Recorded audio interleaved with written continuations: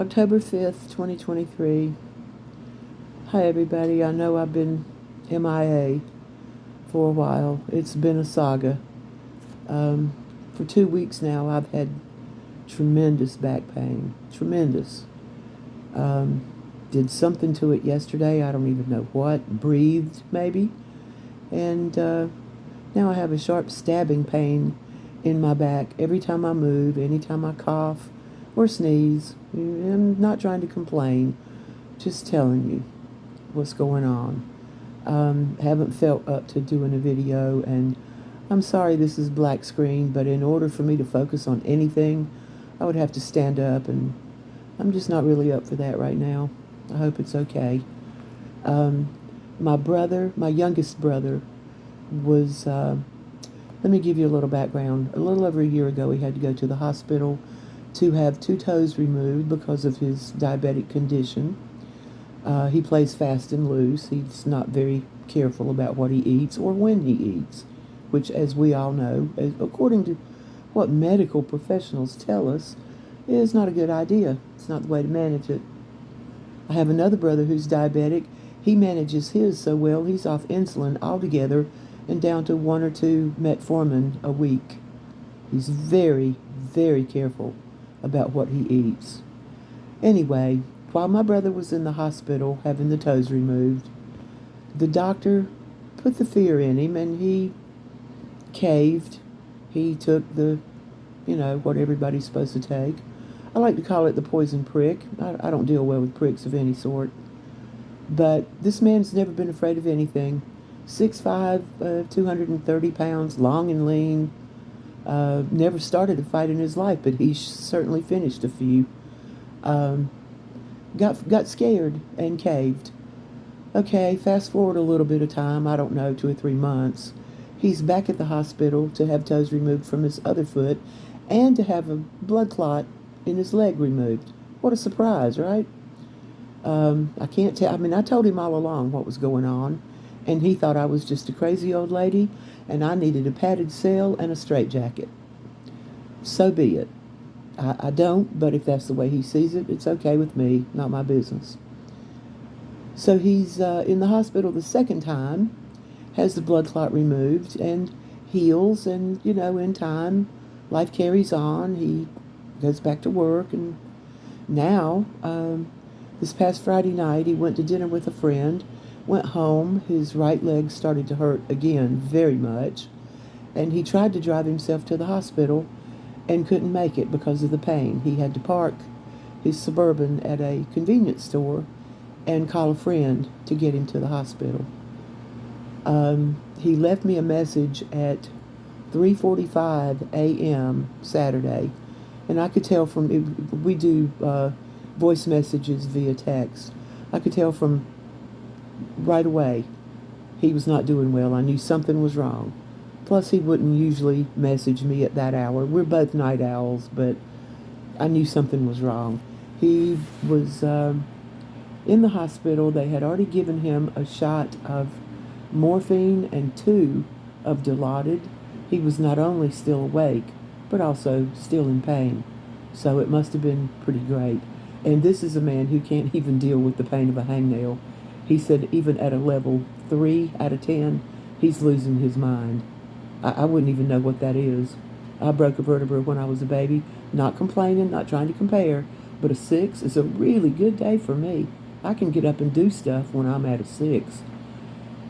Anyway, they had already performed a surgery to, I guess, remove the blood clot from his leg again. He's in ICU for, I think, 5 days. So they had to go back in and open up both sides of his calf on the right side and pack it full of gauze and bandage it so that it would absorb some of the fluid that was in his leg. I was there on Monday, and he did look swollen, there is no doubt. Arms and hands and legs, not his face so much. But like I said, he's long and lean, so it takes a little something to make him look swollen. A friend did come and get me on Monday. I don't drive anymore. But a friend came and picked me up Monday and took me to the hospital. Now, she lives about an hour and, I don't know, 20 minutes southwest of me. And where my brother is about an hour and a half east. So we went to the hospital, and she wasn't even allowed in.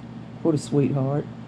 And I was in my brother's room with him, and he's had his friend Alicia there with him since she was with him almost every minute that he was there, and we were on the phone frequently. I used to know Alicia when my brother and I shared an apartment where he lives, and she was a visitor from time to time, and I'm getting to know her a lot better now, and I'm really glad of that. But what a friend she's been. Um, they moved him out of ICU yesterday, and he's coming around, getting his wits about him again, and he didn't want Alicia there, and I don't understand that. I haven't mentioned it. He's not really up for that just yet. One day maybe I'll find out. But he is out of intensive care, and that's such a wonderful thing. I'll be eternally grateful to my friend Sally, who picked me up and took me to visit him. And then we went and had a bite to eat. She wouldn't let me give her any money at all for gas or for lunch, late lunch. It was probably more like early dinner, 4:30 maybe. Um, she wouldn't let me give her any money at all, and I'm so grateful. That's what a real friend does. But she's like all the rest of us.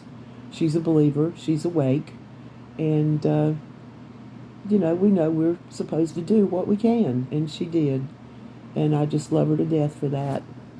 Um, he is out of, like I said, out of ICU now and doing a bit better. He's still, nowhere near ready to go back to normal.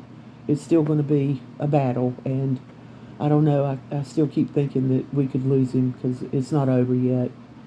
Um, but I'm still in pain. I moved the wrong way yesterday or something. I don't know what I did, and now I have this stabbing pain. Every move, every breath, every time I cough or sneeze, and having lifelong respiratory issues, I cough and sneeze quite a bit. Um, Recently, I mean, like since my back has been bothering me the last couple of weeks, I went through half a box of tissue in one day. In one day, I'm sorry, 2 days. 2 days I went through 60 Kleenex because of all the crap in the atmosphere.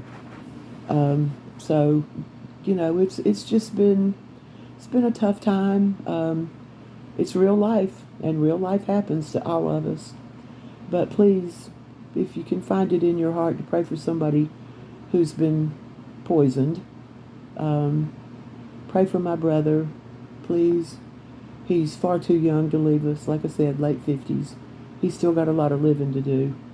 Me, I'm closer to the time when people would die anyway. Not that there's any kind of guarantee, but I'm a lot closer than he is. I'm 16 years older than he is. I drove our mother to the hospital to give birth to this child. I fed him, bathed him, played with him, took him places with me. When he got scared in the middle of the night, he would come and get into bed with me. At 2 or 3, I was 17, 18, something like that. But I feel, I almost think of him as my own child. And he has told other people many times that I feel more like his mother than our mother did. Not to criticize my mother, but she was a narcissist. If you know anything at all about narcissism, you know I didn't have a really pleasant childhood. None of us did. But I'm very concerned about him. He's, like I said, still not out of the woods. And my brain is scrambled and I'm not thinking clearly. I have been so angry over the fact, Friday night he went, Saturday morning, I found out that he was on a vent, and we know those horror stories, don't we? I was furious, and I don't get mad. I haven't been mad in years. I get a little ticked off, a little miffed, a little flustered maybe, but I don't get angry. Angry is really an extreme. But I was angry. I was so angry I couldn't even feel the pain of possibly losing my brother. I couldn't cry. I was too angry. I've gotten over that, and the sorrow has set in. And I see that he may not be with us for much longer. It's a possibility, and I'm a realist. I'm not going to sugarcoat. I'm not going to live on a pink cloud. I see the reality of it, and that could still happen. Please pray. I don't mind if you pray for me, certainly, but I'm more concerned about him than I am myself. This is just pain. I've been in and out of it all my life. It'll go away at some point. I'm using CBD cream and kratom because I will not take witchcraft or